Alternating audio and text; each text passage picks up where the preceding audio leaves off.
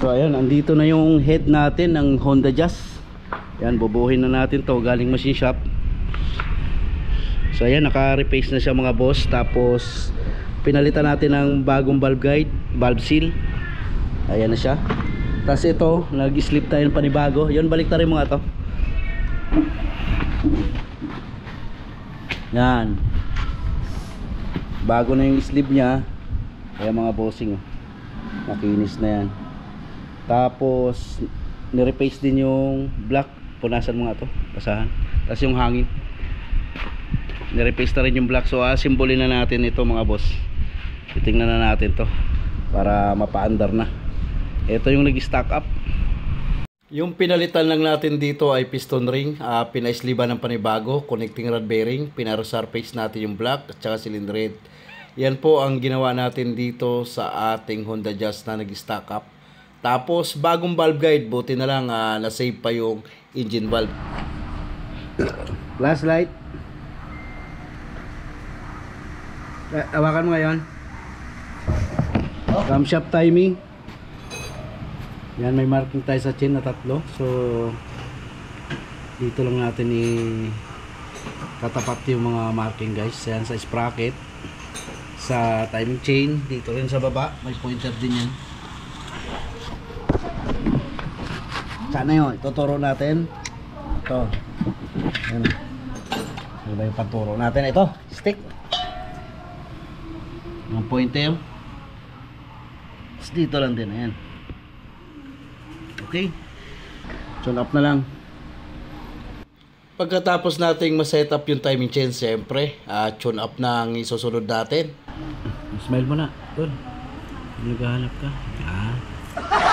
Kalawin mo lang. Seryoso. Seryoso mag-spot. Gaya eh, mataas na akong kamera. Yes. Oh, gogoy. Ay, no na mga pat. Dugaya ba naman tulap na yung mga tao eh? Ato, lalipas forward na ka ron.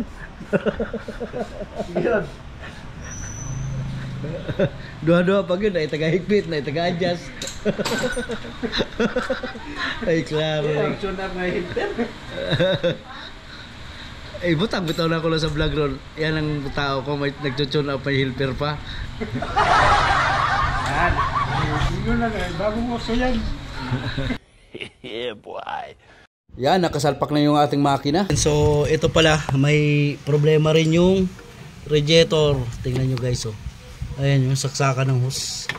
Bulok na. Ito. Yan. Ayan, oh. Kulay karton na, wala na yung pinaka-stopper ng hose. Yan, isa rin niya sa i-request natin palitan. Baka masira ulit yung ating in-overhaul. Request natin palitan. Ayan, nakasalpak na siya mga boss. Intake na lang yung kulang.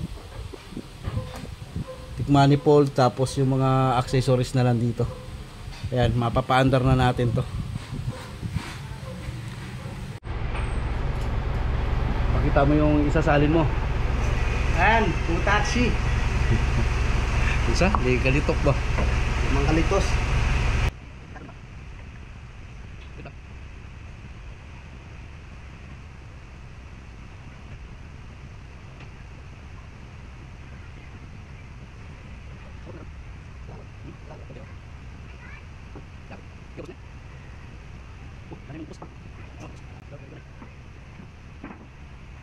Tubig muna tayo, ha? Lagyan mo ng tubig, tapos i-start natin to. Tingnan natin kung aanda yung gawa ni Chamer. Sabi ko muna kayong electronic din. Alin dyan? Yung sa wiper? Awag na muna. Saka na yan. Pagka ano,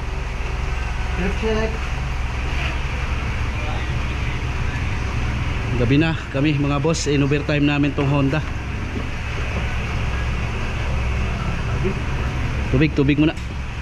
Yan, habang nagsasalin tayo ng tubig sa ating radiator, magsha-shoutout muna tayo. Shoutout kay Wilson Abac from Houston, Texas. Yan, shoutout sa iyo, sir. Yan, salin muna tayo ng tubig mga boss bago natin paandarin.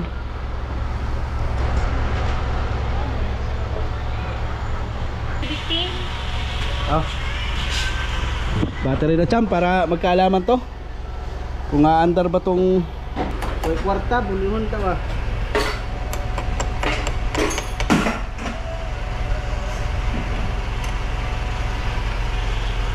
Ito ba ko po ano? Ha? Pagkagusan? Oo, i-check pa yung coolant to na. Right.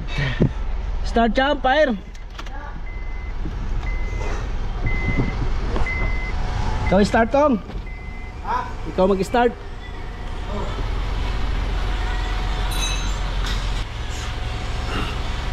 Higpit na. Yeah. Fire.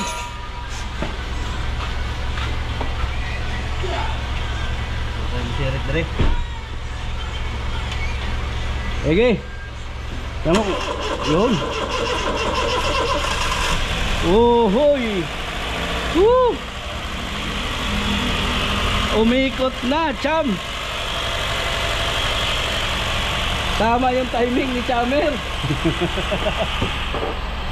Yan mga boss, bandar na rin. Yan, so flashing muna tayo ng tubig kasi papalitan din namin tong radiator. Pinaandar lang namin tong makina.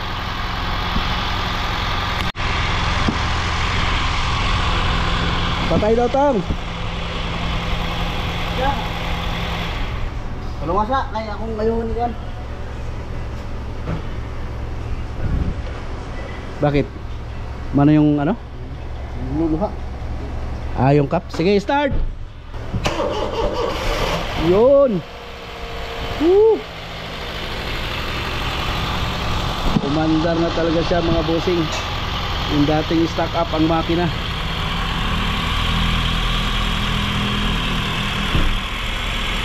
Namatay yung oil sending. Walang check engine. Walang check engine. Wala. Right. Tingnan ko nga. Ang brake mas tunga, no? Yun. Ayan sir, umandar na. So, recommend ko lang sa'yo, papalitan natin ng radiator. Pa-check ba pa tama?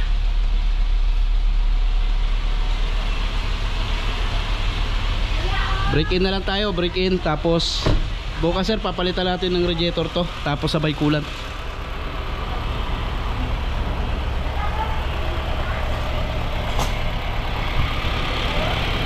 Ayos. Umiikot na talaga, ilaw cham. Yan. Walang tagas. Yun, oh. Nabuhay na yung makina ng Honda Jazz. Yan, break in na lang natin to mga bossing. So ayan, nakaandar na kayong Honda Jazz natin mga boss. So ingatan natin mag-overheat yung ating sasakyan or makina para hindi po mauwi sa overhaul katulad nitong ginagawa natin sa Honda Jazz ngayon. Ayan, thank you mga bossing.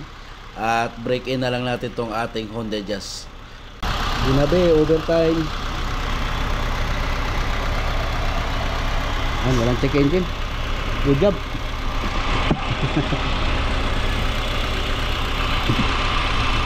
Pintir ba? Pintir mirror. Sulod. Ito ba lang ang ginagawa na kayo bukas doon? Kumain doon? Oo. Walang bulwak, walang kulo, walang bubbles. Swabing swabe. Dito walang talsik, walang usok.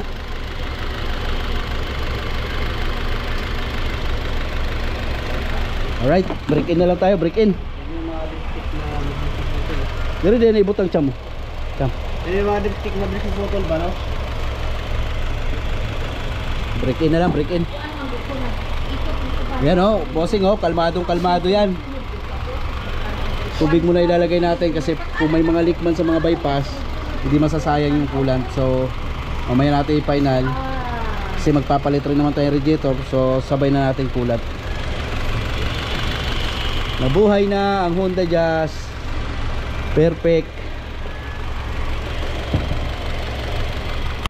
Ganda ng undercam, no? Walang lagatik. Ganda ng sulat pa, no? Oo. Pang isang araw nga lang. Isang araw na tune up. Grabe, ewan ko lang kung hindi gaganda.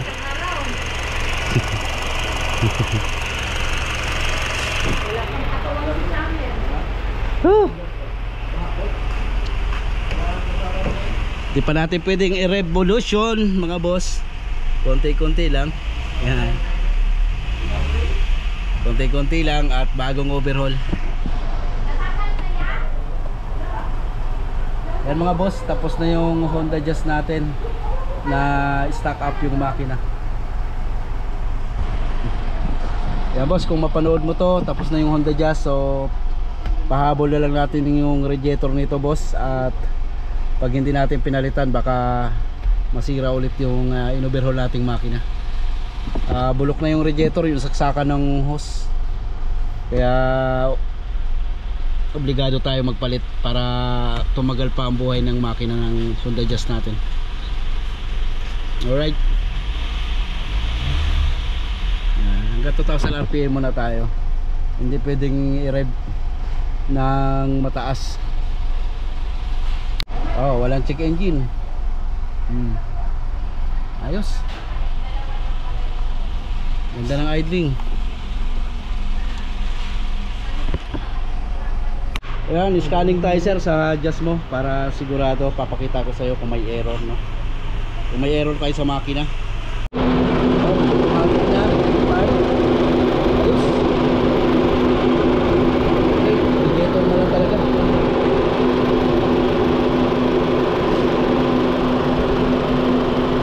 Tahimik na sir, oh, yung makina mo.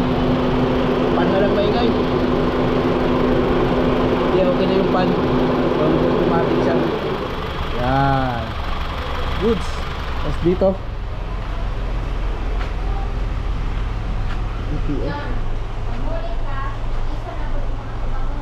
EPS yan, power steering. Yung ano niya, sa makina sir, normal tayo ah. Ayan oh. Yung transmission, normal. So okay, good.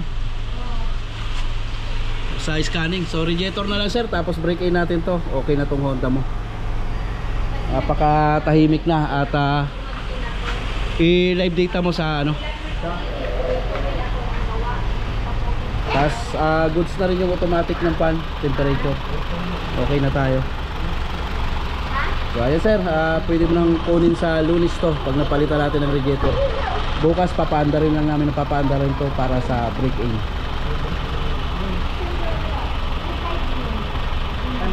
Dahil na-solve na nga natin yung Honda Jazz na ginawa natin stock up ang makina dahil sa overheat, eto naman nakapila sa atin mga boss, Honda Civic FD. Yan.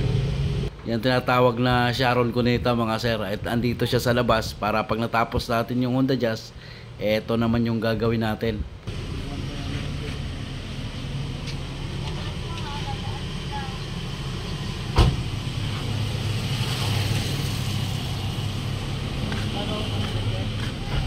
Ayan sir, coat natin. Wala nang iba eh. Wala ka na lang gagawin dyan.